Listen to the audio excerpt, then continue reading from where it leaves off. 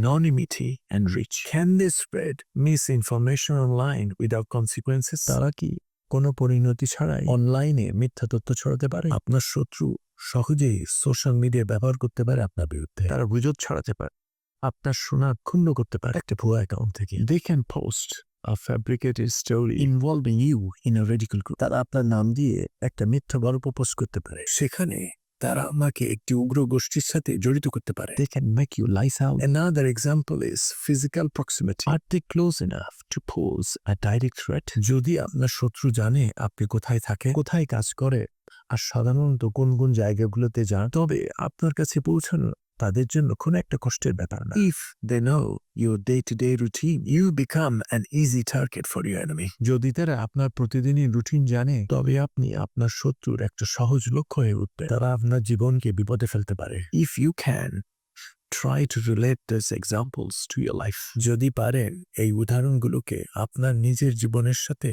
সম্পর্কিত করার চেষ্টা করবে। Hope this helps you to understand better. আশা করছি এটি আপনাকে আরো ভালোভাবে বুঝতে সাহায্য করবে। Take care.